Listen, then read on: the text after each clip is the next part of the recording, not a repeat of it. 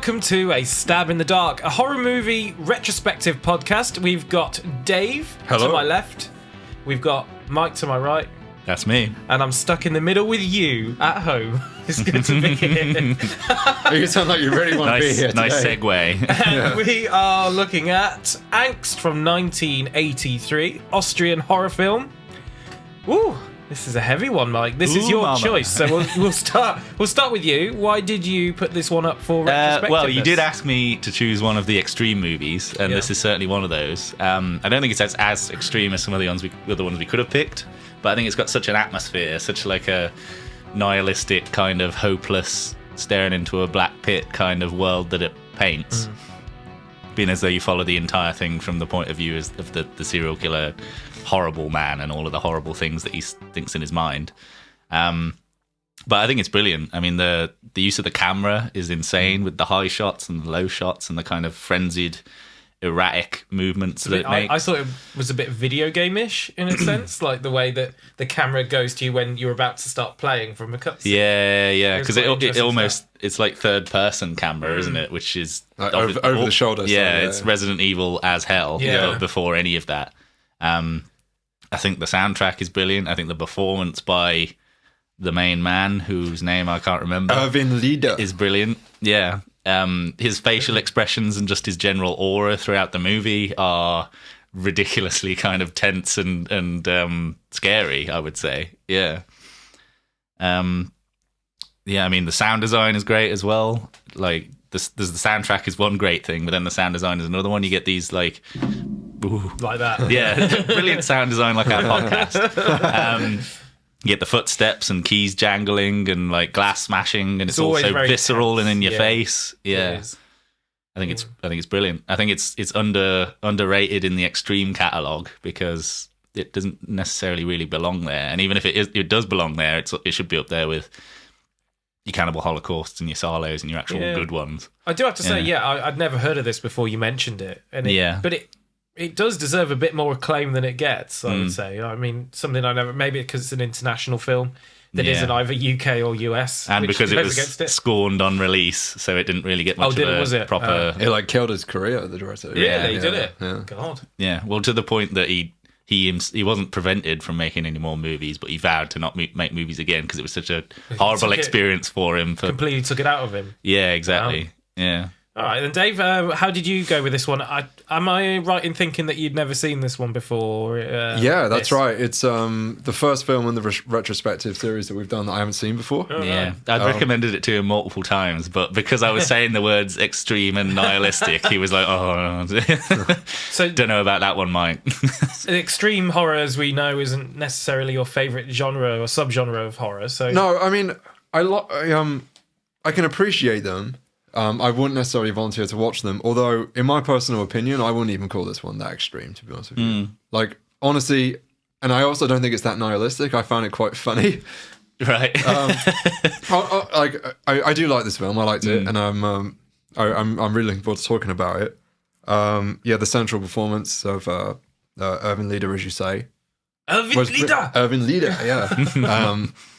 I mean, he like holds the whole film together, right? Like, it lives or dies on him. Yeah, it's on his shoulders purely because everyone else is basically like a cardboard cutout that we are seeing through his narrative and stuff. So he's the only real character we actually see. So he's the one that has to do the acting. Yeah. Music and cinematography, as you say. I can see. I don't recall if I saw this explicitly or not, but I feel like Aronofsky must have watched this as inspiration for Requiem for a Dream. Yeah, I could definitely see that with the frenzied camera work. When the camera is like attached to the body, like which happens quite a lot in the film, right? Like, as they're running around, particularly towards the end of the movie, right, where they're in their own kind of personal hells. Yeah, it's very Gaspar Noé as well. If you've seen Into the Void, he loves this film, doesn't he? Yeah. With the camera that rises out and comes back down that high angle.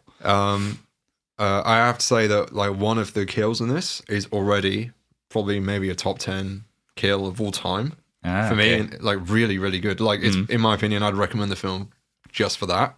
Right. Okay. Like I said, I found it quite funny.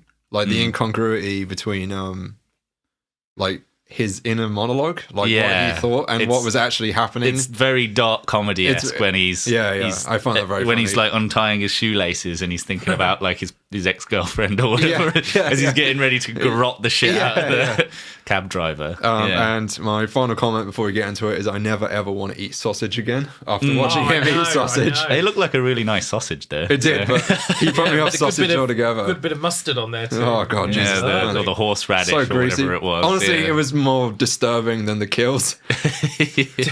It was disturbing him just like staring at two pretty girls and him eating this sausage. And it's always a bit destabilizing when you're that close into somebody's face, regardless of what they're doing. It sort of reminded me of the prawn scene in The Substance. Yeah, with the chomping and the horrible noises.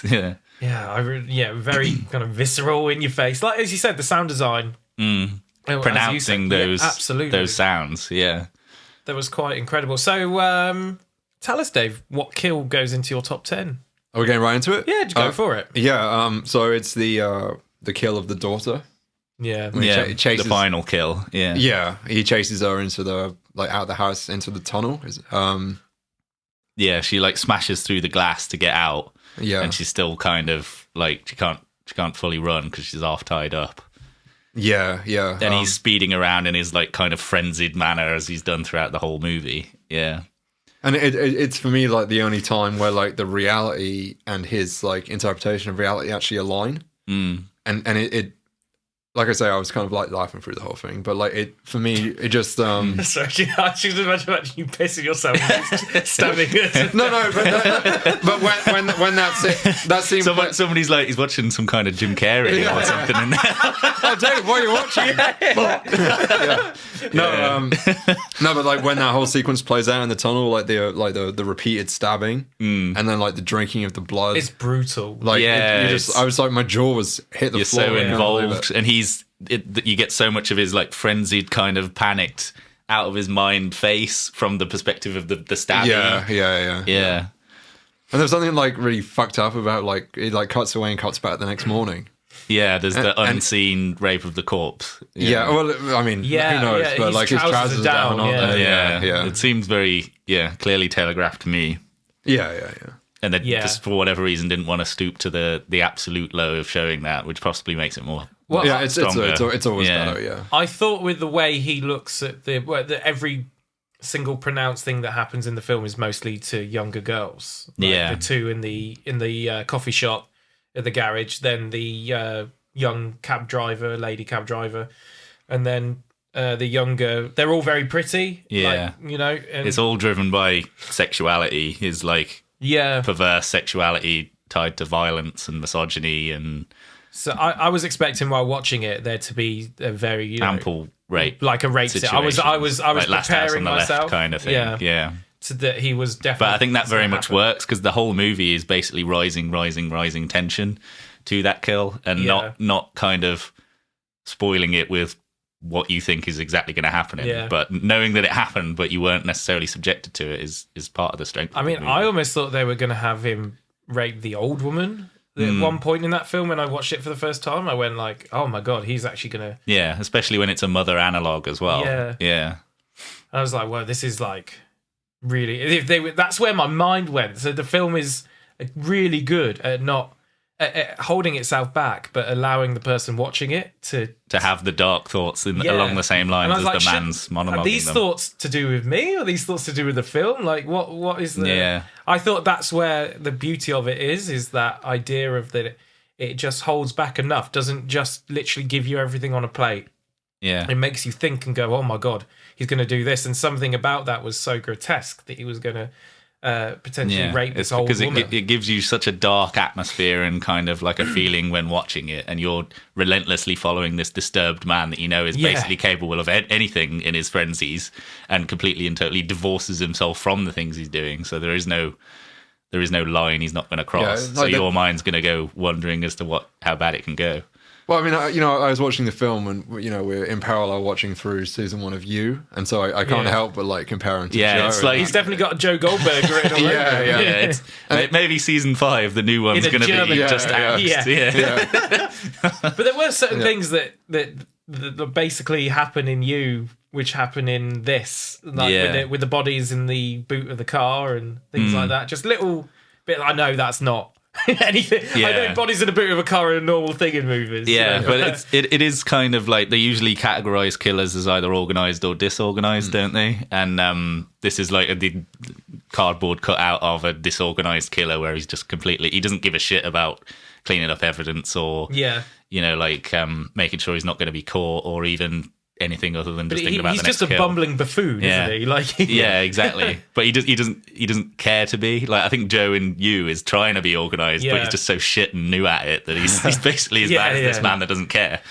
Yeah. But I guess this guy, he's so like whatever it is that's driving him is so overwhelming to him. Like, he says in his mind, this time I'm not going to get caught. This time it'll be different because I'm going to hide my tracks. I'm going to do this the proper way. But he just doesn't. He just does the same thing he did before. It's an addiction that he slips right back into. He can't help himself, right? Like, it opens with him just like walking out of the house and shooting a woman. Yeah. And he's like, I don't know why I shot her. I just wanted to shoot her. It was part of the inbuilt instinctual drives because of what happened to him as a kid. And this kind of thing has warped his sense of, interpersonal exchange and sexuality. Yeah. So with that in mind, what did you think of the opening then? The kind of cold opening, I guess, of him. Oh, I loved it. I was thinking it's very interesting because it is an actual opening, right? The credits doesn't kick in until after this bit where you're not following him. You're kind of like because you're getting to know the world. Once he's in prison, right? The credits roll. Did it set the tone nicely for you though, Dave? Oh, I liked it quite a lot. It reminded me of Halloween 2018. My favorite sequence in Halloween 2018 when you just like follow Michael Myers walking down the street. Oh yeah. And he's just like, am I going to go this way? Am I going to go this way? Am I going to go to this house? It's completely random. Yeah. And he just decides on a whim to just walk in to that house. It was completely random. I really liked it, and it said, I don't know how long, like a couple minutes. It said so much about him. In fact, actually, it made him scarier to me in that opening than he ended up being. I would say, actually, if anything, because you're getting what the people, i.e., when he's talking about at the end being famous and being like this scary figure, that's what he wants you to think. What we're presented with at the start. The bare bones of the crime and the kind of completely divorced from it. We don't really know what his meaning is. That his reasoning for doing this. The psychiatrists are kind of bouncing from one idea to another and saying he's not sane or is sane. We're getting his like divorced from his experience, what he does, what he's about, until we basically reiterate through all of the things in the intro. In the latter part of the movie from his perspective, don't we? I reckon he's in a monologue. It obviously makes him less scary, as you said, but it adds that comedic element, and we don't have any of that here. When we're presented on the news with a random killing, we're like, oh my God, put yourself in that situation. Yeah. Like, it's so easy that it would be your house. You fill in the blanks yourself. Yeah. And it's infinitely scarier, right, than actually knowing what's going on inside his head. And it's not that his inner monologue itself is not scary. It's the incongruity, right, between like how he perceives things and he perceives himself, and like how the world sees it. It goes a nice way to explaining how people are capable of doing things that are so monstrous that we can't even comprehend doing it ourselves. Most people can't, and it's because they have such a divorce from their actions and their internal thoughts about what's happening. Because oftentimes people will commit a murder and be arrested for it, and they'll not have much of a memory of it, or they'll even have a memory of seeing it done, their body doing it, and they're kind of divorced from it. Their mind's protected them and put them somewhere else. Then once we've seen this scene, we go into this sort of like big splurge of exposition. It's like a few minutes of what happens to him next. Are you a fan of this section? A bit like a true crime documentary, isn't it? Yeah, I quite like it in contrast to what follows from it. If the entire movie was painted like that, it would be a exhausting Netflix true crime documentary kind of thing. But I think it's a brilliant way of getting straight to following from him. I think they would have struggled, because everything after that point is from his point of view, struggled to kind of ground this reality and give us the raw facts of like. It's a very simplistic story as well. Like the story isn't much to it in a good way. I'm saying that's a positive. Like, but I think a simple story. If they'd have overwritten it and put a lot of plot in there, it would have crossed the line to probably romanticism of what he was doing, or possibly given some kind of motive, where the entire point of the movie is the fact that he has no motive other than personal satisfaction. And I think that's the strength of him as a killer. Yeah. Yeah, no, I liked it as well. I didn't have an issue with it. I think we've had arguments on it before about exposition. I can't remember what films we were talking about with that. I'm usually the hater of I was about that. to say, I wondered what you thought of that. I don't mind it when... I mean, the worst exposition is exposition of things that, if you're an attentive watcher, you've picked up basically what's happening. Nobody wants to know what's happening and then be told what's happening. Yeah, things they already know. Thanks. Yeah. So that's the worst kind of exposition. But when it's front-loaded exposition to put you in this world, I'm more okay with that, because this is stuff we don't know. You were literally being given like a dossier of who this person is before we meet this person, which is interesting. And I think also that from that we cut to him in this little town where he's been for 10 years in this prison. But you can already tell they don't go into it as like, this guy is a loon. He doesn't, they give you none of that sort of exposition. And that is so nicely balanced then when he's just walking along the street, in the middle of the street, and cars are going around him. It's like, this guy's totally out of his mind still. He doesn't know how to live in society. No, he's just standing in the middle of the road. He should know that there's cars on the road, no matter if you've been in prison or not. Everyone knows to be on the pavement. But he's not. He's sort of in the road and he's in his own mind all the time. And it just shows you he's unstable. They don't need to explain that. And I find that a really nice way of doing it. It gives you this load of information so that you know he's out of place in the world as soon as he's let loose. So your mind immediately, from the point that he's walking out of the prison, you're already thinking, this guy's looking for something. I mean, he's already telling you about the fact that he's looking for a victim. He's looking for a perfect scenario to do a crime. And I think from the start, the tension after those credits, the tension begins and doesn't stop, purely because we already know where this person is coming from, what his aims are. And obviously, he's not been rehabilitated in 10 years of prison either. Obviously, nothing in his... Imagine this guy... I can imagine in that prison system in that period of time, there's no such thing as sort of rehabilitation and kind of therapy. Lots of like corporal punishment and stuff, I mean, in a lot of places in the world, it's still that way. In most places in the world, it's still that way. I know nothing about the German prison system, but I don't think the British or American prison systems are geared particularly towards rehabilitation. Well, again, it's Austrian, though, so it could be slightly different in Austria. Correct. Yeah. As well. I know they're very linked, But, it'd be interesting to know if that's any different with how they perceive or how they are with their different prison systems, especially in that time period. I can't imagine we were much different in the 80s either. No, I'd imagine not. I know now it gets a lot of flack that you try and rehabilitate prisoners, but it's probably the better way of doing it. Well, that's what a prison is for. Otherwise, what's the point otherwise? Yeah, exactly. Prisons as a punishment is a terrible way of doing it, because if you just have had a horrific ordeal for 10 years in prison, how has that helped you to be a normal person? So, and it's just a cycle. I think you mentioned like addiction. It's a cycle of addiction in a sense, because he's already murdered before. He's already done this, and he's got in trouble for it.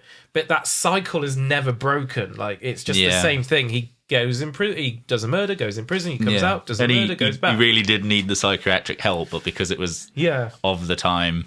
I mean, they were only just starting to. Well, in America, I have no knowledge about Austria, but they're only just starting to use profiles for killers that didn't have like any kind of knowledge of this person before they killed them, or any kind of motive to kill them that was financial or otherwise. That kind of pathos of a killer was only just beginning to grow, and it's a while before that actually becomes legal definitions as to how prisoners can be dealt with on a mental health term. So then we come to the scene, Dave, where your favourite one, where you just want to eat sausage all the time. Oh God, never again. Thank you, never again. In the cafe. Finds a lovely cafe. Yep. Couple of nice ladies, an old bloke reading a newspaper. and a woman working in the diner. Yeah. And he has this sausage. I don't know how he pays for it, but he's like there. Well, he doesn't even order it. We don't really get anything. It's like He's some just kind there, of isn't he? Yeah, weird yeah. mystical way stop where he eats a sausage Yeah. and walks away, and everybody's staring. It's at almost him. like it's not a real place because, like, I find it really weird that he goes back there later and it's like exactly the same people there. Yeah, and they have the exact same discourse, and he has the exact same internal monologue practically. Yeah. It's a place of no time. It's basically yeah. Do you like this bit though, Dave, with the sausage and the girls and the old bloke? And all that? No, I mean, I think it's effective. I think it's gross. Just the way he says sausage just grosses me out so much. He just needed a hobbit to sing to him. Yeah, exactly. But yeah, there's something if I recall correctly, like there's something about the editing in that, like where it quickens as his mind is starting to race when he's looking at the women and he's like making plans and it like cut. Yeah, well, like everything's tied to him, isn't it? So as he gradually becomes into some kind of frenzy state, the music amps up, the sound design amps up, the cameras are quick cutting and faster in terms of their pans. Am I correct in thinking his inner monologue is going, she's basically asking for it, isn't there? Yeah. Like, oh, she wants me to do this, like, you know. Yeah, it's the inbuilt misogyny of a man that's sexually broken and also hasn't seen a woman for 10 years as well. So, hasn't helped him in that department. Nothing else there, Dave? No, you're... No. All I can really remember is the goddamn sausage. All right, so he then starts walking around again, leaves because he can't do it there and then. Like, there's no way he can murder. You can't enact his plan. And he's really kind of disappointed. He's like, our plan. Yeah, he can't enact our plan there and then. So he has to instead. So what do you think is wrong with the cafe then that you can't do that? Well, it's too public. It's too open. Because at this point, he still has enough of himself left without this overwhelming desire and craving. Yeah, he hasn't entered into his mania yet, so he still think he can do it in a certain place where he's not going to get caught immediately. Yeah, exactly, and he can get away with it. And he wants to take his time, I think. Yeah. Over and over. And it would be an absolute insane move to walk across the road from the prison into the cafe. But he is murdering absolutely insane. He is. Yeah, yeah. But he believes he's not. He's he is insane, but he's not to the point of he can't extol some self-control on himself for the purposes of like furthering his goals. So, but then it's all the coincidence, though, isn't it? Everything that happens to him on this single day out of prison is he just like rolls with it. Like he's like, oh, okay, this is what I'm doing. Then this is going to be the place. He's just looking for opportunity. Yeah. And opportunities keep presenting themselves to him constantly. Yeah. And then he gets in the taxi, which so happens to be a young woman in the taxi as well, and. Does his shoelace, and she's like, what's going on back there? Like, what he's literally like breathing down her neck with that shoelace. Yeah. And he doesn't even hear her protests at all. Yeah. He's just too busy thinking about his first girlfriend and so on. Yeah. But it does make me think of that bit in Peep Show when Subahans isn't doing his shoelaces.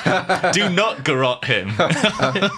What? Yeah. I said do not garrote him. I was just checking my friend wasn't about to garrote you.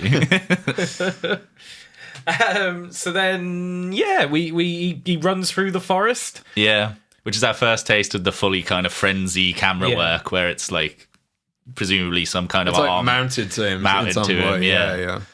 And we end up at this lovely house, this nice sort of Austrian country house, which looks partly abandoned, but not quite enough abandoned. Yeah, he's kind of wondering if it is completely abandoned. Because you think as he's walking around the house and he's stalking it, it's kind of like, oh, but the grass is nicely cut and the garden, I noticed things were well kept. And the house itself may not be, but the grounds around it were pretty nice. Yeah.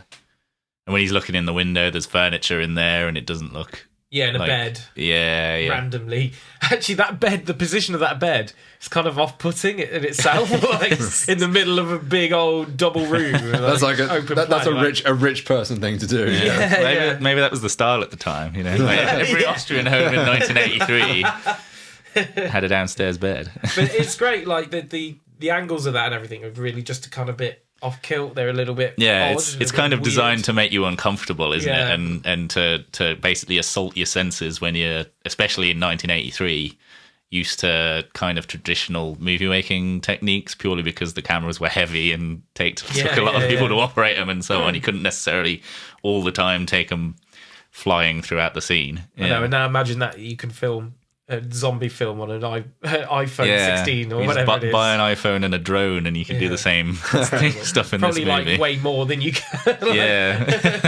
in this time. He breaks in kind of like going, oh yeah, this is the house, this is where I can base all my killing. I can take my time here. Yeah. And he practically is rubbing his hands like Igor and Dracula or something. Like, yeah. And he actually smashes, that was real glass that he smashed there, according to the IMDb trivia anyway. Nice. Yeah. Thank you, IMDb. Better than Dave's wiki. Whoa. I've said this a long time. IMDb I'll trivia is where die it's from at. Wikipedia. Could you spare £5? Please, sir. Well, I can live without that part. Please. If Wikipedia doesn't exist without your donation. I'll ask you again tomorrow. No, I just constantly say I've already donated. They probably think I'm the biggest donator in their history. One day, you're just like a trophy will turn up at your house. Yeah. Top donator worldwide. Yeah. So yeah, he has a look in. He's in the house now. Didn't really check the doors properly to see if there was a way of getting in without causing a ruckus and all of this stuff, and then finds a mentally impaired person in the house. A wheelchair. Yeah. So we meet the wheelchair user, and he is, bit not there, mentally not there. Doesn't he call him his dad? Daddy. He thinks it's his dad. Yeah. Yeah. Well, he only says, I think, two different things throughout the entirety of the movie, right? Either daddy or mommy, right? So I presume he's got like a developmental disorder and he's got like the mind of a 6-year-old or whatever. But he still kind of runs away. Like, this is the thing about this guy. He understands at least what's going on with this guy. Yeah. But he runs off and like goes upstairs, like cowers away, like. The killer. Yeah. Well, no, I think he just disregards him as soon as he sees him. He's like, he's not running away. But it's just like saying up camp. He realises that this person isn't going to rat on him, just like the dog doesn't rat on him. So, but it's just bizarre to me that he doesn't like take him out there and then. No. Well, he's still. He knows that there's going to be someone else coming back to the house, right? And he's just waiting. He's not going to be living on his own, so he may as well do like a Night Stalker type situation and hide upstairs. I also honestly get the feeling that his plan wasn't to like. He takes away the fun of it if they're like disabled. He wants someone to like protest to understand what's happening, right? Yeah, well, he wants them scared. Yeah, exactly. Specifically because of the situations he puts them in. Yeah. That's why he's so disappointed when the mom dies off script because he had more planned. Yeah, like he's got it's a really kind of loose, ad hoc, pragmatic plan, but he does have a plan where. It was perfect for him, where he's got like a sister surrogate and a mother surrogate and a stepfather surrogate. But yeah, he does have that plan. It's kind of awful when the mother and daughter come home that it's kind of they're acting normally, and she like puts the car in the garage. Yeah, it's such a tense bit where it's such a protracted, long scene where they're just going about their business. Yeah. As normal as you like. And you know that, but by her like locking the gate up and putting the car away and fully doing all of that, that's they're sealing their own fate. They are. And you're just, what's coming.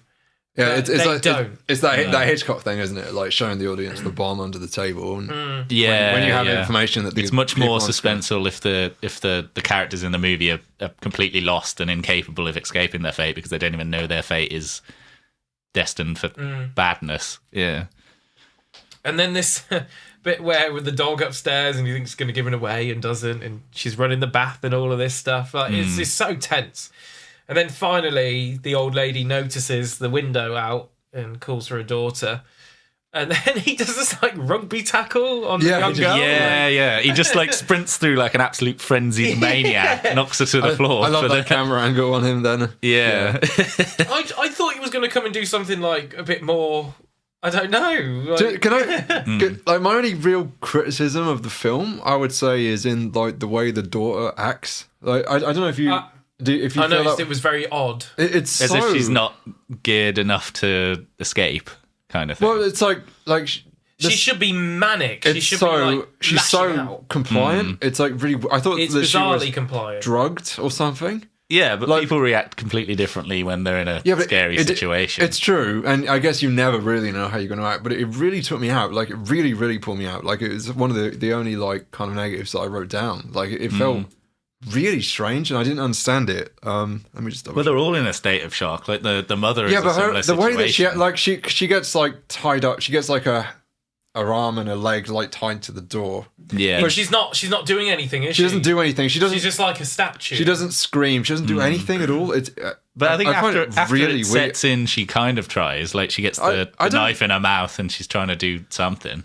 Yeah, mean- that's the only thing that she. But it's like when the plot demands that she does something, she does something. But otherwise, she's static. It's really strange. And for me, it really took me out of this kind of part of the film. Because it didn't. I sort of thought that at first, but then I kind of thought it's not a naturalistic piece of cinema. It's totally off beat like that. It's not meant to be seen as naturalism, like the way they act, the way he acts, and the camera angles. It's so anti anything natural. It is through his eyes, his perspective. Yeah, that makes It's sense. in his state of mind. It's a bit like the bit in A Clockwork Orange where the Droogs break into that house.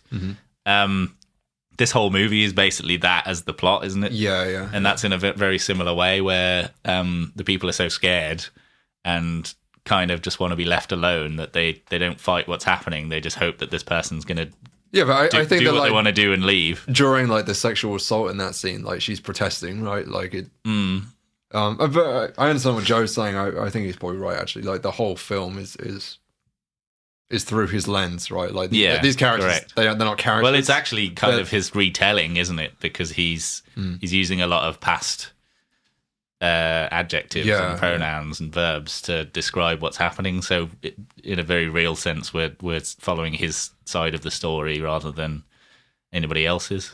Yeah. You put it into a context of like a theatre style. I'm just looking like a theatre of cruelty style. So Antonin Artaud, who's a French, he was like a playwright, actor and such. The theatre of cruelty style was to immerse the audience in a different way, to like use the sensory assault and gestures, movements, and a certain way you do things. So if you put it into like a theatre technique, and this is a kind of avant-garde style of cinema that they're doing here, and if you're thinking of it within a theatre, you get away with it a bit more.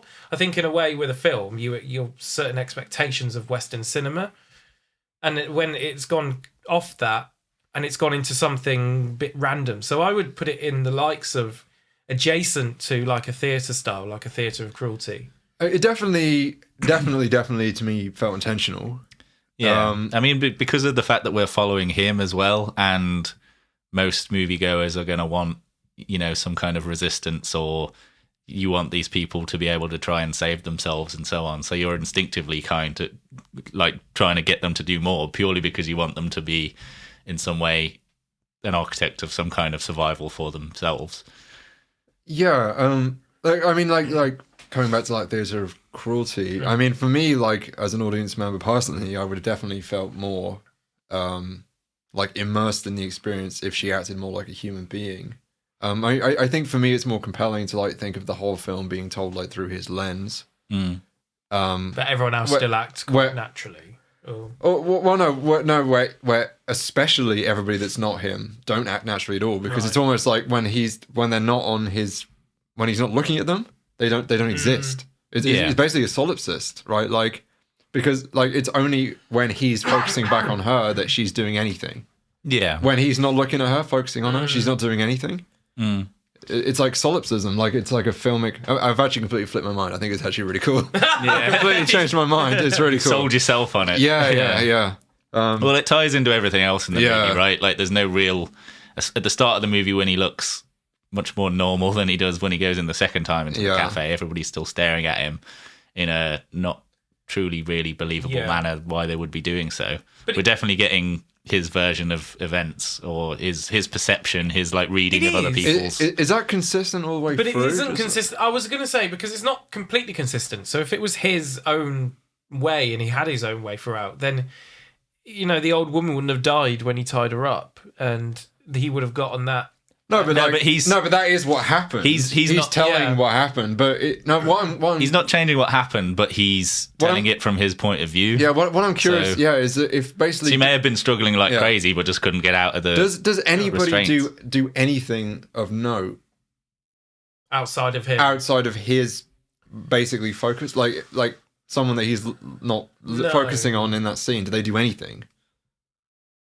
Can you think of anything? Well, unless you say he wasn't focusing on the disabled guy going up the stairs, he was, in fact, doing something of his own volition without being viewed by.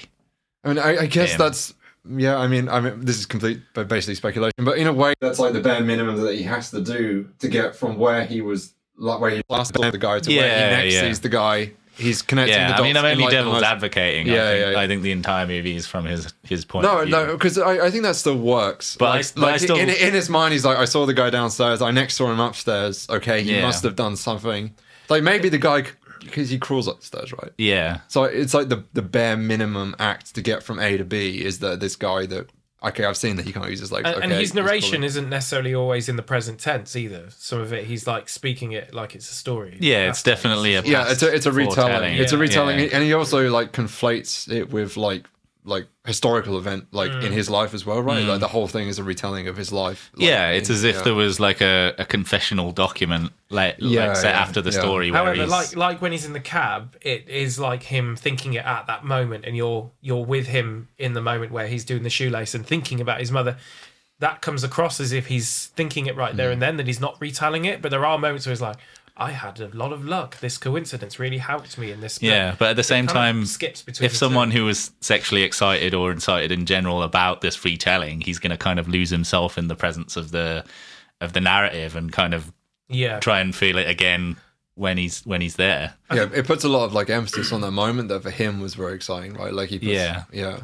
I think one of the most disturbing moments of the film for me, that sticks in my mind, is where he basically orgasms when he thinks of them going into the boot of the car and how he can show them to his next victim. Oh, He literally has an orgasm without touching himself or anything. There's nothing. It's just the thought alone turns him on. Yeah, he's in pure ecstasy, basically. The joys of the coming. He's already kind of moved on from... The coming is in. The coming horror. But the coming nonetheless. Yeah. Do you know, I'm just... sorry to jump ahead a little bit, but I'm I'm literally just going through the whole film, thinking about this. You're reassessing it as we speak. Yeah. But don't you... I don't know. If the whole thing is through his lens, then how do you interpret the very last scene where he's expecting them to react when he opens the boot with the bodies in, and there's no reaction at all? They didn't do it enough then. They didn't flat out go, oh my God. Yeah. But he's not necessarily interested in their reaction right then and there. In his mind, he's achieved his aims and he's scared them. And it zooms out because he's thinking about it being an even bigger picture thing. He's going to be famous. He's going to be in the newspapers.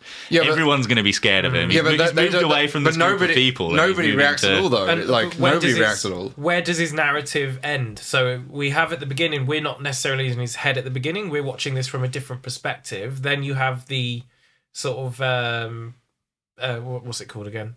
The splurge of the exposition done, the true crime. Part, and then you could argue that when the credits roll, that's when we leave his mind again, and they say what happened to him. Or you could argue that we leave his mind when he goes out to the cops when they open the boot. It could happen earlier. Is there a distinct moment? And if it is him retelling it, he's possibly less interested in the bits following the murders anyway, because that's the exciting bits for him and that's the juicy bits, and after that point, but there's so much emphasis in the monologue on the reaction, but nobody reacts. But then in like addiction, it's kind of the thought of it is sometimes way more exciting than the actual doing of it. That's part of the addictive process, is that thought of it is like when he's thinking of it, that's the true moment of ecstasy, and the actual acting out of that is not necessarily always as good as what you think. And what the camera's doing, addictive. What the camera's doing is more important than what those characters are doing, because it's zooming out and giving it such a greater impact. I understand that, and I think that's actually very clever. But don't you, like, what do you think that says about his, like? Don't you think he's disappointed then with his initial reaction? That there's in his, let's say, heightened retelling of the story. At no point in any of the movie is he interested in what other people are actually doing. He's only interested in whether they're scared of him or not scared of him, and whether he's having any impact on them. Mm-hmm. So I don't think necessarily he gives a shit about their in that moment reaction. It's all about it doesn't matter how they react. If they're scared of him, then isn't that literally? Yeah, but it doesn't matter how they react. This is such a foolproof. They will be scared of this. They are scared of this. It doesn't matter what they do. Where is his climax? Where does he climax in the film? That is where he thinks about, like, his next victims, and he thinks about this next phase. The thinking of it is what truly is satisfied. Yeah, the fantasy rather than the not the reality itself. of it. So yeah, his climax comes 3/4 of the way through the film. Not when he kills the daughter, you think that's like the no. When he wants to put them in the boot and, like, show them off to his next victims. You know, literally when I said he basically orgasms. Oh right, that's just the thought of it. Ecstasy. Yeah, and he's talking about, like, he's never felt so joyful, and he just feels like he's lighter, and he's. Do you think the film would have been stronger than ending in that moment? No, definitely not. Because again, it's important to have that up and down, because that's his sexual gratification. Yeah, right? He was gratified, and then it's just it's a come down before he builds to the next one. And that's his craving as well. That's like his addiction. His craving is in this. There's this sort of dormant period. Yeah, satisfaction, but it doesn't last. Yeah, and then that's why he starts craving again, because it then goes into the planning part of addiction. And the planning part is the exciting part, and the doing of isn't always it's not as exciting as the planning part. So that's where he is in that scenario, where he's planning the next bit, and he's like, oh, this is going to be so good. This is going to, like, in his mind, that's where his mind is. Yeah. The fantasy of it is as bad as the doing of it. And the fantasy is always going to be perfect, because even if he does find, a young woman, an old woman, and a man to be the substitutes, it doesn't necessarily go right. But even if it did go right, that isn't his sister, it isn't his mom, and it isn't his stepdad. He's never going to be able to perfectly recreate the kind of sexual violence charged fantasy he has in his head. So he's going to keep replaying it over and over again as some kind of, like, mental obsession. And it's very important that we have that bit after the climax of his fantasy, because that's, like, the natural progression he'll go to, and that's his life basically. He's going to be peaks and troughs of just recreating this, unless he's in prison where he's just stabilized until he's released and he's back on the. I see. Yeah, and he's able to act on his urges again and things. Yeah. So what do you think? What's going through your mind? No, that's interesting. So do you think that he wasn't expecting to get caught at the end then, or that it doesn't matter? I don't think it came through. He was uninterested. All he wants to do is scare people, and through that be noticed or revered or feared, or regardless, he just wants to have some kind of impact in the world, and the only real way he knows how to do that is to make people scared of him. Yeah, but you're conflating, like, his personal, let's say, sexual gratification with like worldwide renown, and I'm trying to make a distinction here. Like, I understand exactly what you're saying about he reaches, let's say, the peak in his sexual gratification where he puts the bodies in the car, right? And then you're saying that it's important that the film continues past that point to see the come down from that. Yeah. Because he's back in a dormant phase. Yeah, but he's back in a phase where he has to sleep. He didn't plan to unveil the bodies when he did, but it was still an exciting thing to do for him. Yeah. And I think he loses his mind so much within it that he's not thinking of the consequences of his actions. I think, that's part of him, the craving of what he desires. When that overwhelms him, he loses all inhibitions. He's not thinking about how that might get him in trouble with the law, how that might not be morally or ethically.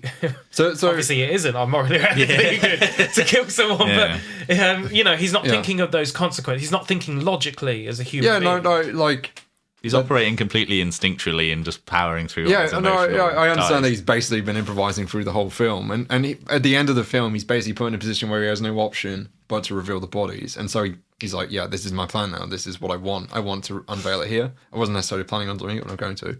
I understand that, but like, are you saying that the sexual gratification requires other people or not? Like a reaction from other people or not? It requires other people to be there and for him to put his own stuff onto them. So okay. And he loves seeing the fear in the victim's eyes. That's part of it as well. He wants to prolong their torture and see their fear. He wants them to all like, oh, that's what he's kind of addicted to, is the fear in the eyes and then the actual killing. Yeah, but within the context of like the final scene where he's unveiling the bodies, does he? So you're saying it actually the sexual part for him, let's say, or the gratification part, or the thing that he's sexually excited about when he puts the bodies in the car is the act of unveiling, not the act of seeing a reaction in those witnesses' faces. Is that what you're saying? No, okay. But it's not a planned unveiling.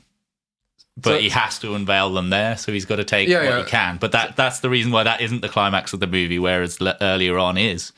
It's the fantasy of doing it in the perfect setting is the fantasy, not the actual unveiling at the end. Mm-hmm. So, okay, the unveiling was unplanned, but he runs with it, right? Yeah. And the film ends at that point. Well, I think almost the film does what Halloween does, and you get that long shot when it goes back with Michael's parents. If it was naturalistic, they're not just standing there watching Michael Myers with a knife in his hand, where they just come home. And in this scenario, I see that as leaving the film, and it's almost like they're now not in that film anymore. It's a thematic thing, and as we're leaving, we're not only giving greater importance to him and what's happened, but we're also leaving his frenzy, his mania, or even his mind entirely. We go back to the dripping tap of the start before we were even in his mind. Yeah, again, I understand that. Like, and I think that the zooming out at the end is brilliant. Like you say, it serves the dual purpose of like paralleling the idea of his crimes. The story of his crimes going beyond just the immediate witnesses, it going to the world, right? And I think that's brilliant, and also it's a clever way of leaving his mind at the end and then ending the film kind of again as like an omnipotent viewer. But I'm just like really hung up on like the reactions. I think from a movie making point of view, it would have made it over dramatic, and I think from a thematic point of view of us following him, he would have been the one doing nothing, and they would have been doing something. And there isn't any other part of the entire movie where he's doing nothing and they're doing something. But the thing is that previously that would be him taking his monologue away from himself and merely describing other people. So what I mean, like the kind of idea that kind of popped into my head earlier regarding like the reaction of the woman tied up was that the people they stop. Basically, they stop when they're not in his attention. Yeah, exactly. Yeah. But I think we're out of his head at this point. We're not. There's a moment where we're in his world, in his head, and then when he unveils it, we're not there anymore. But or even if we are still in his head, he's completely uninterested in those 5 or 6 people anymore. He's taking it grander than that. He's those people are irrelevant. They don't matter. He's scared much more than that. And you're also thinking it in a very in the same way as the girl tied to the door. It's like you're looking for that naturalistic reaction. So when you look at that, you would take a step back, and if you're a woman, you go, scream like that. You're looking for those two to scream. Looking for literal realism when we're 1 foot in his fantasy. No, but when he focuses on people, they do react more. Like they act more. But that's the point. He's not focusing on them in the scene you're talking about. Yeah. So you think that's intentional? That's what they're trying to say there? Yeah, because that's the exact moment when he's talking about he's going to be famous and everyone will be scared of me. He's no longer talking about those 5 people. Those 5 people are irrelevant to him at this point. He's talking about bigger fish. Like barramundi and cod. Yeah. Well, that's really clever. That's clever. Yeah. So let's wrap up the plot anyhow. Yeah. Now we've done that bit. We got the scene which we talked about earlier with the drinking the blood and the killing of. Yeah, I was wondering if it was a deliberate reference or not. I don't think it is. With I forgot the name now. You have to cut this. I forgot his name. Windida. Richard. I mean, we'll talk about the true crime inspiration in a second. But there was another, like the Vampire in Sacramento, another serial killer that drank blood. Yeah. Well, like it's like Richard something in it. The characterization of the killer is like a hodgepodge of multiple killers to the point where it's kind of like developing a standard. Although, do you know about the true crime story it was based on? Because it's very similar, very, very similar. It's not very, very similar. It's quite similar. Let's come back to it in a minute. Yeah, we'll come back to it. Yeah, I think one of the most haunting. There's a lot of haunting moments I have in this film, but you know the way he treats the dead body of the mother. He kicks it away in lashed out anger. Yeah, and then it goes up on the wall, pins up against the wall. a toy that is no longer, And the next day when he's like dragging her and like over all the glass of both and the disabled fella too. I should say with the disabled fella as well, and, or just the fella. There's only one fella. When he's dragging them along and it goes over the glass and everything, that's like really distressing. Yeah, well, they're just like dolls to him. Before they were even dead, they were just. It's quite protracted, isn't it? That sequence as well. You see every single detail of him getting them from A to B in the boot. But which is interesting. I think that's what it's like the monotony in the horror that makes it so impactful, I think. Because it's so mundane to him. He doesn't have a moment throughout where he's thinking anything about getting away with it. He's not thinking about cleaning it up. He's not thinking about whether this was right or wrong. He's completely and totally uninterested in that, and that's what's scary. It is interesting that there's no haste in it. He's not rushing because he's not afraid of someone walking in and catching him. Is this when he's like dragging the bodies into the car, is this before or after he like comes just thinking about putting them in the car? Is this after? No, he's thinking about that before. That's when he picks up the old woman's body, which is the first body he does do the gets him out of the man first, the bathtub where he's drowned him. Yeah. Well, I mean, just the thing with the mother, like how it's so it's distressing in a way because it starts to unclothe her on the way down, and you see and you think of an old lady as somewhat sacred. It's true. Yeah, which is why I think even within the idea of when I was talking earlier about maybe he's going to rape her, to me was incredibly distressing to think about. In a different way to the younger lady. There is something about it. Something really distressing about that. In a different way. She's treated completely without dignity or reverence, or all the way through. Whatever.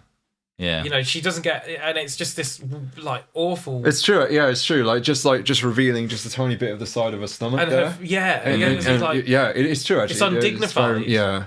And it it's sort of very different. I'm not saying it's any better or worse than had he raped the younger woman, but it's different. And there's something about like in that, like the filmic language of it though is different. Like you see that kind of thing less on screen. It's just the truth of it, right? Like normally when you see sexual assaults on screen, it is younger women. And the thing is, it shouldn't do, but it does get sexualized. But we all know that rape isn't a sexual thing. It's an anger. It's something else other than that. But a lot of the time it happens with younger people, more like attractive in society type people. So you will somewhat expect it to happen to that young lady, as you're saying. But for it to even come up in the idea in your mind that it would be the older lady who isn't necessarily attractive in society and what we find attractive, that's a whole different kettle of fish in some senses. It brings out a different sort of reaction to the viewer. Yeah, to me it feels it all speaks to mental illness, obviously. Like sexual assault of course speaks to mental illness, but it does feel like there's some kind of mixing of wires between sexual attraction and like other issues. like something like with his mum, right? He has an issue with his mum. Yeah. And when he's basically supplanting other people he knows, his family, onto these people. Yeah. And it's that makes him sexually attracted, and he's not actually raping this woman that he's killed. He's raping his sister. Yeah. In a way, if you were actually looking through his eyes, it might not be those people's faces. I mean, we don't know. Perhaps they're the faces of his family, and they just. That's the intent of the film. If we're looking at that would have been so interesting if there was some way of showing that. That would be interesting if there was, like a picture in a newspaper of him and his family in the exposition part right at the start, and they just so happen to be, or if they did like a full The Shining, there was a newspaper. You were always part of this house. Man, that would be brilliant if they did that. Imagine. But imagine if that's the intent behind it, though. You never know. That could be the intent behind. I mean, it's give us enough to discuss it and think about it. Yeah, but like just a little thing on the screen would have been great. Dave would have put that in there if he was Austrian movie maker. I think so. That would have been some great foreshadowing if you used those actors to play his family and like the family photograph. That would be would it not have been too on the nose though? Would it have been so oblique that it would give the game away as soon as you saw those characters if it was in that exposition at the start? Possibly. Yeah. Maybe you could have like used the same actors, but like use makeup and costuming to make them. Gave one of them a moustache. It's not Mrs. Doubtfire, right? I don't know. Yeah. So what I find interesting is, when he puts all the bodies in the car and he gets it, and it's an amazingly shot scene. That, by the way, scene. that shot where the corpse of the young girl is in the bottom left corner, and you've got the tunnel, and him just strenuously putting these bodies in is a beautiful shot. I think it's the best shot in the movie. It also gives you some context to how the house works as well. I like the idea that you can do this full circle of the house. I love that it doesn't cut any of his traversal as well. It's all in the movie. It's a bit like what's that film that came out this year where you follow the killer's perspective? In a violent manner. Violent manner, yeah. Except for there's a bit more excitement in what's going on. I like that. Violent manner's great. I'm not saying... We should cover it. We'll do it separately. It's not as good as this movie, obviously, but it is good. But I somewhat got the vibe of it in a sense that you're following him and they haven't cut a thing of his like movements about what he does, all the bits that Michael Myers would cut out. Like you watch a Halloween film. Yeah. She's already on the bed with a big old tombstone. You mean when we cut away and he's been sprinting off camera? Oh my God, she's on the way. She's on the way. So a bit about this scene when he's in the boot anyway, and it's this like sort of he doesn't care about the dog. But it does make me laugh when he's just like keeps the door open for the dog to get in. It's interesting, isn't it? Yeah. I think it's definitely in there as like an innocence kind of perspective, right? Yeah. And the audience is always kind of supposed to be wondering whether the dog, is this the time that he's just gonna? Yeah, I was like, are they gonna the whole dog? This? Yeah. Well, I was expecting the dogs to go first. It's like a dangling. The animals go first, don't they? Yeah. What satisfied me the most in this movie is when the gate is closed. I was like, please just like drive through the gate. Please drive through the gate. And he drives through the gate, and I'm like, get in. I love the bit when the automated door's going and it's going too slow for him. Yeah. He's like trying to ram it open quicker. Like, the frenzy doesn't stop for you, door. Yeah, and then he goes into the back of a car, and there's a school group, and they're all crowding around him. And get out of the car. But in German. That's a great scene as well. I feel like he doesn't know how to act. Like there are too many people around he's him. He's overwhelmed. Yeah. Yeah, well, he's just confused, and it's not to his plan, and he's kind of like throughout the entire movie trying to think about the past and about what's coming next and so on, but this is so distracting and so like assaulting upon him that he's forced into the present, and he doesn't like that. He's like a fox caught in the headlights. Like he's just sort of a little bit, to be honest. Like suddenly thrust back in the public eye. Yeah. And then finally, the scene that we've alluded to again, that we've talked about, is the final scene where he goes back to the garage. To that garage, to the shell. The shell, yeah. Which again has a similar kind of circling like vultures of the cops, and there's literally everybody in the local vicinity is there, kind of staring at him and staring at the car and so on. Part of that is possibly like he wants to be the center of attention. Staring, maybe that's it. So it's just this. the staring is enough. Just that he imagines everybody in the area just looking at him. Well, the attention is what he the attention, wants. Not the reaction. Yeah. Interesting. Brilliant. Anyway, I'm just like appreciating it as we're talking about it. So, I like the revelations. Yeah. It's fun. It's fun to watch and listen to. Right, let's go and have a little diverge to a real life crime then, and what it's apparently inspired this film, which you've kind of mentioned in brief, but I'd like to hear a bit more because I don't know much about this. So, who wants to start? I mean, do you want to go for it, Dave? You're the true crime guru. Apparently, apparently. But I did some looking into it as well, and there's similarities with multiple cases, right? Go on, Dave. I'm looking forward to hearing what you found out, but I mainly know about Werner Niesek. I'm just going to say these names. I thought you were going to say Werner von Kray. Lara Croft. I'm just going to say all these names with confidence and assume I'm right. Exactly. So he was an Austrian spree killer. So a little bit of his backstory. He never met his father. And his mother couldn't handle him basically, and asked him to like move out. And in response to that, he stabbed her with a knife. Jeez. Took some money, ran to Germany, and then he was arrested when he was 16, then extradited back to Austria. 2 years juvenile detention for that attempted murder, and he was released. He immediately committed several burglaries and then shot a 73-year-old woman. And I think, like, within the context of the film, that's kind of where we join this character. 1973, he pleaded insanity and sentenced to 8.5 years in prison, where he was dismissed in early January 1980 for good behavior. Again, like, exactly like the character. And so now we get to, like, the actual kind of, like, true crime part of this, where, like, the murders are based on. They're called the St. Polton murders, saying it with confidence. So he completely arbitrarily decided to break into the villa of the Altrita family in the Fuchsenkellergasse. Pardon? No, how dare you swear on this podcast? You're going to have to bleep that. Yeah. Where a 26-year-old wheelchair user, Walter, was living. He held Walter down. Volta, probably. Yeah, probably Volta, yeah. And he held Volta down, and when his 55-year-old mother, Gertrude, and 24-year-old sister, Ingrid, came home in the evening, they were overwhelmed and tied up by Niesek in the hallway.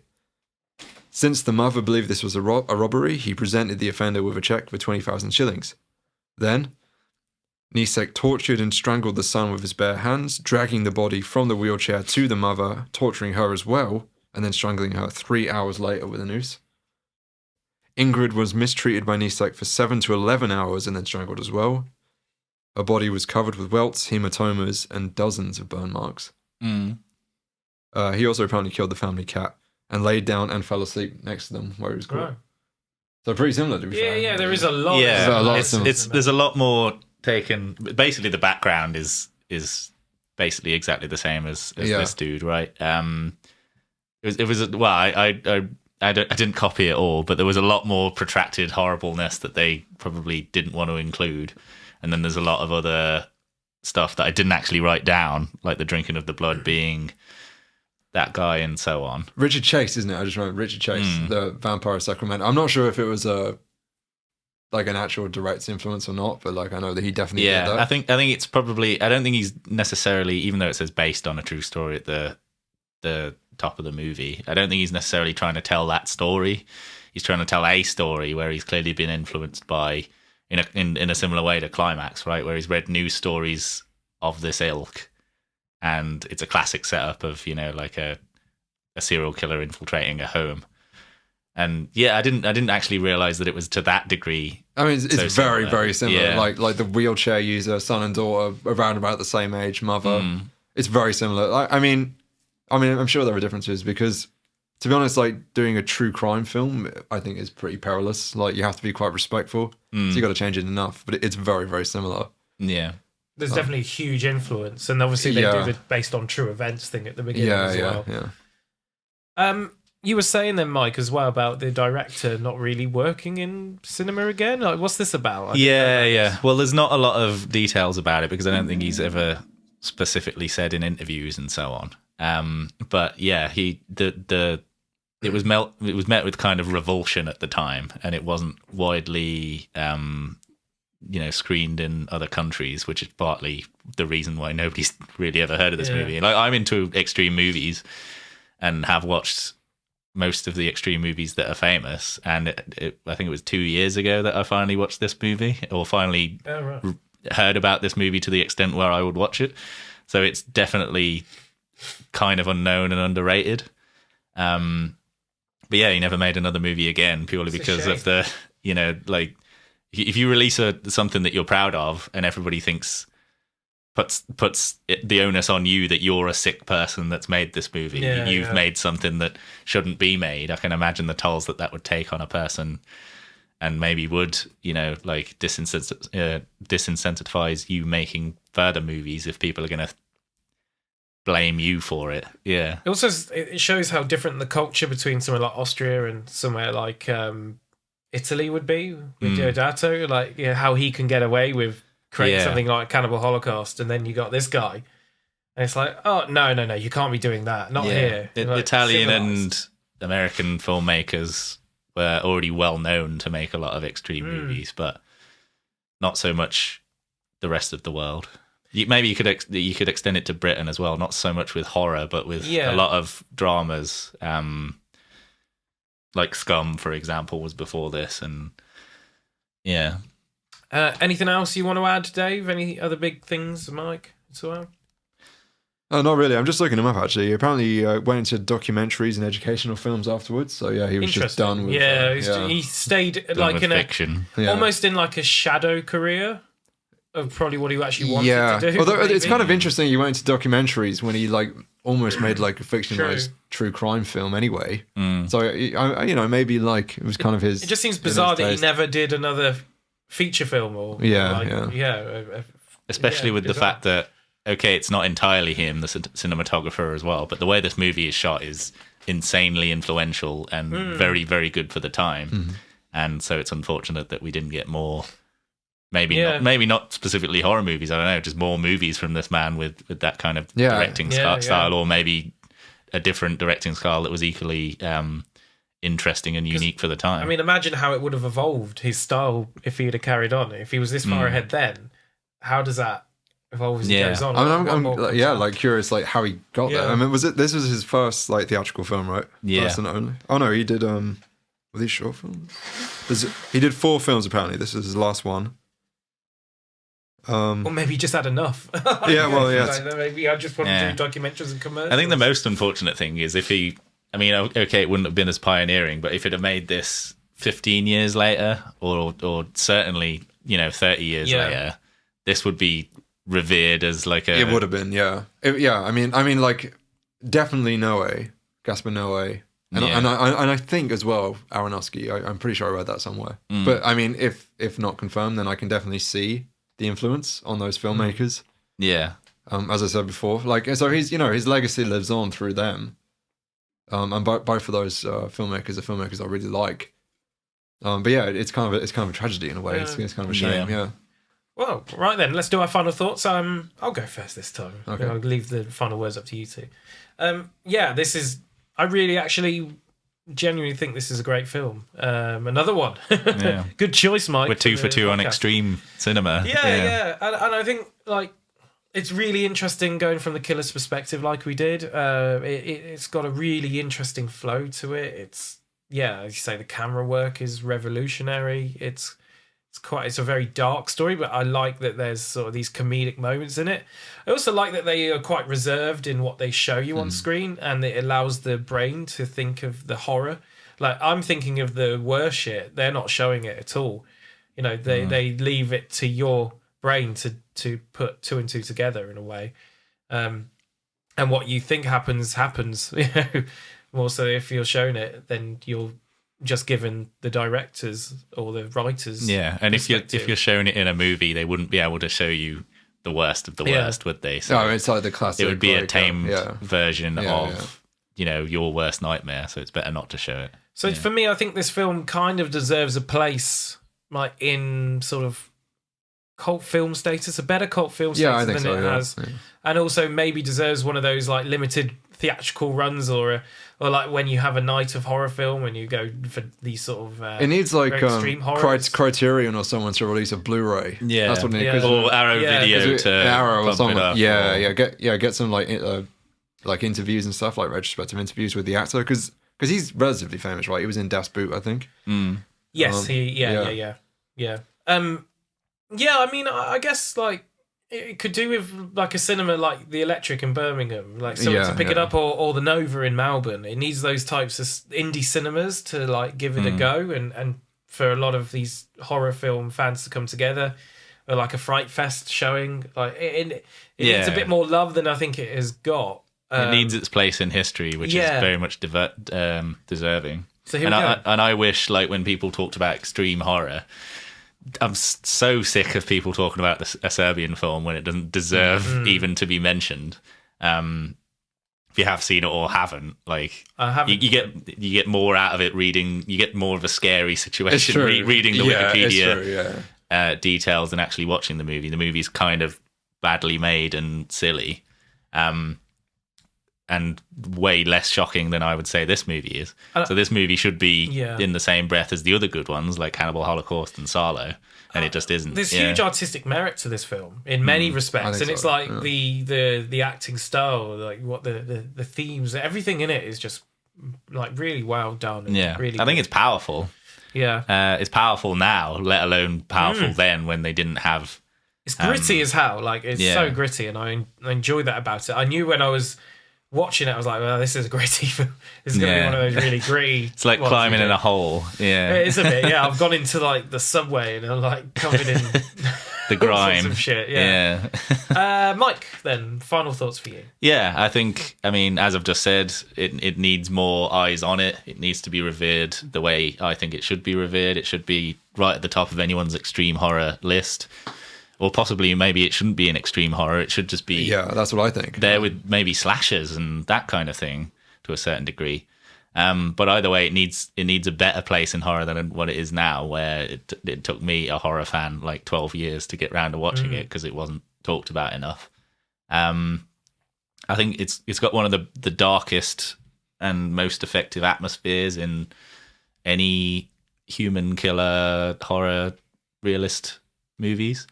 The soundtrack, sound design, I think it's almost flawless, really. I think it's brilliant. If anything, I would have possibly asked for it to be a bit longer, and that goes against what I usually say about movies. I love the length of this. Yeah, I think I won't change the length. Yeah. That's my spiel. Yeah. All right then, Dave. Final thoughts to you. Well, this has been a really fun one for me because, like I say, it's my first time ever watching it, which has not been true for any of the other retrospective films that we've covered, and even over the course of just talking about it, I've come to appreciate it more. I agree with almost everything that you've both said. It definitely needs, I'd love a cinematic re-release. I would especially love a nice like prestige Blu-ray release or 4K remaster. Especially if they can get some interviews with the director, because I'd love to know what he has to think about it these days. I don't agree that it's an extreme horror film at all. I don't think so. In fact, I don't think it's much more extreme, really, than something like Zodiac. Not really, like a dramatized crew time film. I don't think so. Yeah, but let's not forget Zodiac was 25 years later, and people were much more used to... Yeah, but I mean, like Cannibal Holocaust. Cannibal Holocaust is way older than this. Would you say? And I wouldn't put them on the same league. Henry whatsoever. Portrait of a Killer is an extreme 4 years older horror movie. Whatever. 4 years, that all is. 4 years. So. I think Cannibal Holocaust is 1979. Oh, it was the late 70s. Because people put Henry Portrait of a Killer in the extreme horror category, and that's in there for similar reasons to this, I would say. Yeah, I would put this kind of on a level with that, but I also wouldn't say that was extreme. Not really. Like I wouldn't put it with like Cannibal Holocaust, Human Centipede 2. Girl Next Door. I wouldn't put it on this level whatsoever. I wouldn't call it extreme. It is kind of a tough watch. But I'd say it's way more of a tough watch and a shocking film than, Guinea Pig and Serbian film and stuff. Like, it's how you categorize your extremity, really. If you're talking about psychological impact on the person that watches it, or the actual nuts and bolts of what goes into the plot and the I mean, it's a very subjective definition. Like, I mean, I would say a Serbian film is more extreme. It's less impactful, but like I don't know necessarily like would say that those two things are the same. Like, I mean, I think that Climax is more impactful than all of these films. But I wouldn't say that was an extreme film. Perhaps. But I find that more impactful, definitely. But in terms of extremity and like the way that we've been kind of using that word in terms of like explicit depiction of like taboo subject matter, I would say nah, not really. Like it's not much more than Zodiac. Yeah, but I don't think if you had a casual horror movie friend, you'd put Halloween on without thinking about it. You put Texas Chainsaw without thinking about it. You probably would think about putting this on. No. Yeah. If I wanted to get them into horror, there's no way I'd put this on. No. So that in itself means it's more extreme than most. Yes. Yeah, but I wouldn't like put it maybe on the like top shelf of like extreme that we've been talking about. It has. This one was banned across parts of Europe, wasn't it? But it didn't, in the same way, then grow a cult following like Cannibal Holocaust did. There's a lot of parallels, but it is very different. I mean, lots of things are banned. I mean, like Straw Dogs was banned, and it is quite controversial. I mean. And that could be argued, I wouldn't say, but it could be argued to be an extreme movie. Same could be said of the original Evil Dead, because that was banned in a lot of places. And yeah, I mean, I guess it's like a subjective thing. Like, I would, like, I mean, it's not just like a binary thing, I suppose. It's like a more of a tiered thing, right? It's not as extreme as Sarlo or Cannibal Holocaust, I agree. And it's not as easy to watch. I mean, you could show like a young teenager Halloween or something, it's fine. Even Texas Chainsaw Massacre, which is pushing it a bit. And it's something I find quite scary. It's not there, but it's less than Angst. But I still don't think that Angst is kind of on the level of that like top shelf extreme horror for me, anyway. Yeah. But I do think it's very good. Yeah. And the as I'm choosing to interpret the film now, the dedication to like his perspective in all aspects of the filmmaking, and especially the ending now, which I've really come to appreciate through that lens, I think it's brilliant, and I would recommend it. And this is why I advocate for a re-release, because I see on Reddit that it's getting some traction. Like people are like, oh, have you seen Angst? Have you seen Angst? Yeah, I've seen it. Yeah, it's brilliant. I can't believe it took me 20 years. I didn't realize that was good. Yeah, I was looking it up after I watched it, and it's a very similar story to what you're saying. Like these kind of like diehard horror fans that just haven't heard about it until they have, and they come and watch it, and wow, where's this been my whole life? And yeah, maybe like a re-release or another theatrical release or something. But eventually, it's getting there. I think or to just be on a streaming service. It was if it was on Shudder or Arrow Video or something. I mean, to be fair, Shudder would do it a world of good. To be honest, I think it's kind of nice actually. You say that it's starting to gain traction online and stuff. That these sort of things still exist. Like these old horror movies being rediscovered. Yeah, and absolutely, again. absolutely. It's very exciting. True. It is true actually. It's a thing. You think that it doesn't happen anymore because the internet is the internet, and as soon as people are connected, then nothing is hidden anymore. But not so true. But yeah, things fade to obscurity and are rediscovered all the time. And I hope 50 years from now, people will still find obscure, very small release 80s, 70s horror movies that are hidden classics. 40 years or so where there wasn't that many copies of Nosferatu, and look at that now. All of these films come and go, and Cannibal Holocaust, as we said, underground, very underground for many years. There's a Japanese horror movie from 1929 called Page of Madness, and it was only rediscovered in I think 2018 or 2017 and put on Shudder, and now loads of people I follow, including me, have seen it and like it. Non-horror, and I have to get this one in, Doctor Who Patrick Troughton. Bear with me. Doctor Who Patrick Troughton, a whole series of 4 or 5 classic episodes unearthed because they were labelled wrong.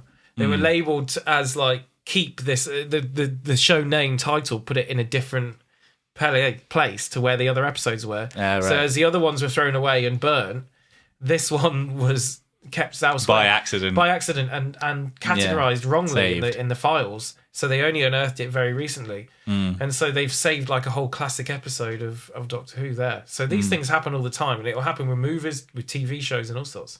Yeah. So on that good note, a cheerful note for a very uncheerful film. Thank you Apart for joining Dave, us. who was laughing all the way through. Yeah. I still think it's funny.